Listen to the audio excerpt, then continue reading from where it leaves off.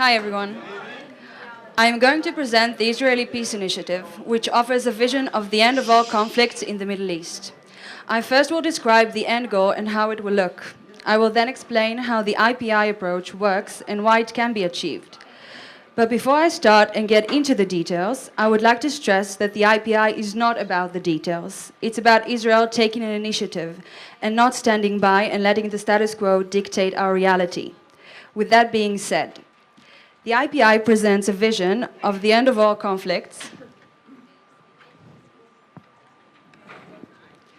The IPI presents a vision for the end of all conflicts in the Middle East. It is a package deal that offers a solution to the Israeli-Palestinian conflict, based on two-state solution, which will include agreement on all the core issues, namely on borders, on Jerusalem, and on refugees. The approach also includes agreements with Syria and Lebanon. Finally, the IPI also offers a vision of regional development in order to ensure prosperity and stability among all the peoples of the area. Before I explain the IPI's approach and how exactly we propose to reach the end of all conflict status, I want to quickly outline the core structure of the package deal that we talk about. Two states for two people, which will form two nation-states, one Palestinian and one Jewish, which will include the implementation of the Israeli Declaration of Independence regarding the equality of Arab citizens in Israel. The borders will be based on 1967 borders with agreed-upon land swaps. Jerusalem will be the capital of both peoples. The Jewish neighborhoods, the Western Wall and the Jewish Quarter will be under Israeli control. The Arab neighborhoods will be under Palestinian control, and then Temple Mount shall remain under a special no-sovereignty regime with special arrangements. The refugee issue will be solved by an agreed-upon solution on the basis of financial compensation and their return to Palestine only, with symbolic agreed-upon exceptions. The key behind the IPI is the advancement of normal relations between Israel and the Arab world.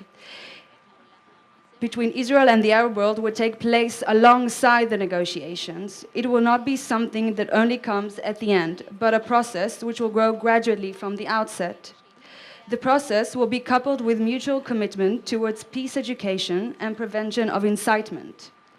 Ultimately, the implementation of the agreements shall determine the finality of all claims and the end of the Israeli-Arab conflict.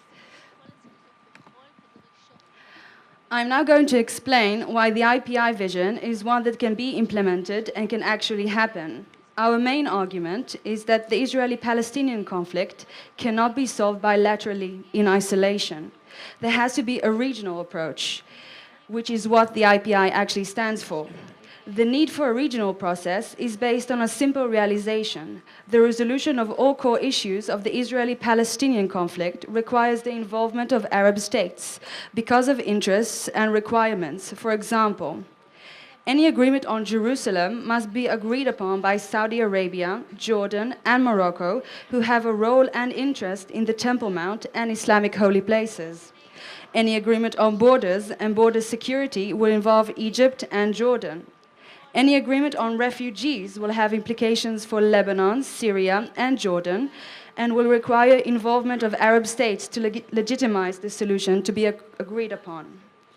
Our recognition of the importance of a regional approach is based on the Arab Peace Initiative of 2002. The IPI acknowledges the Arab Peace Initiative as a basis for negotiation. It is no secret that the Israeli-Palestinian relations have reached deadlock. The regional approach of the IPI offers a way out. It allows Arab and international support, which will make it easier for both sides to return to the negotiation table. To conclude, the Israeli-Palestinian conflict is at the heart of an Israeli-Arab conflict, and so there is no other way than a regional approach. The IPI is not about Israel conducting negotiations with one side only, but about reaching agreement and final status solution with all Arab countries. The fact that the final status solution will have such broad support will make it a far more stable, strong, and secure agreement with shared and common interests. Thank you.